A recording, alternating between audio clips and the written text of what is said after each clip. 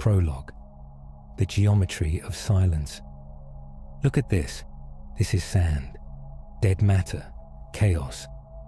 But when you play a specific frequency, the chaos organizes itself. It becomes geometry. It becomes order. It becomes beautiful. The ancients did not have oscilloscopes. They did not have speakers. But they knew this secret 5,000 years ago. They knew that the universe is not made of matter. It is made of sound. Nikola Tesla famously said, "If you want to find the secrets of the universe, think in terms of energy, frequency, and vibration." But the Bhagavad Gita said it long before him. In the ancient texts, this is called Nada Brahma. The world is sound. We think we are living in a physical world of hard objects, but quantum physics tells us a different story. It tells us that what we call matter is just energy vibrating at a slow rate. If you change the vibration, you change the reality. Most people walk through life deaf to this truth. They are asleep in the simulation. But today, we are going to look at the code behind the silence. Chapter 1. The Architect's Language. In almost every ancient tradition, creation begins with a sound. The Bible says, "In the beginning was the Word." The Vedas say, the universe was sung into existence. Why do they all agree? Because reality is a simulation built on vibration. Think of a video game. The code on the screen looks like a warrior, or a car, or a tree. But behind the screen, it is just a stream of data. Krishna reveals this mechanic in chapter 10, verse 25 of the Gita. He says, "Among words, I am the syllable Om." Most people think this is just a religious chant, a ritual. They are wrong. Om is not a prayer. It is the hum of the engine that keeps this reality running. It is the frequency of the source code.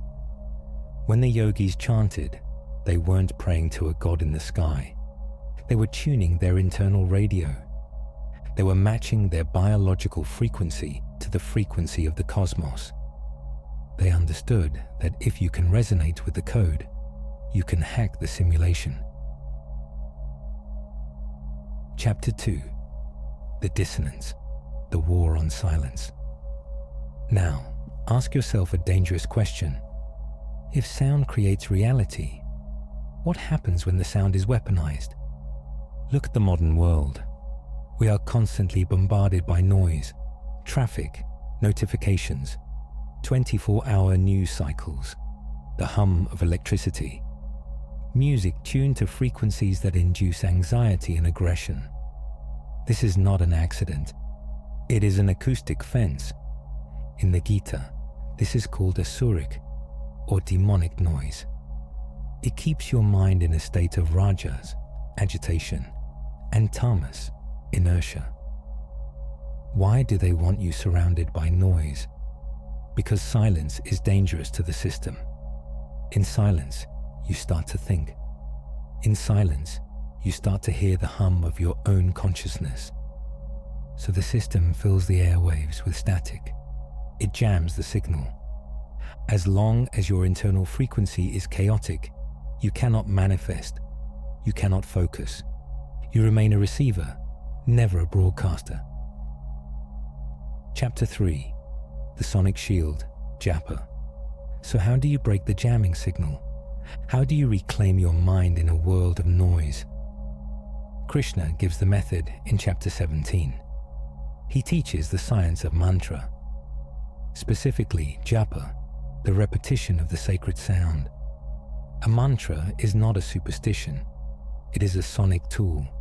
Think of it as an antivirus program for your mind. When you chant, whether it is Om or simply a hum, you are generating a coherent wave.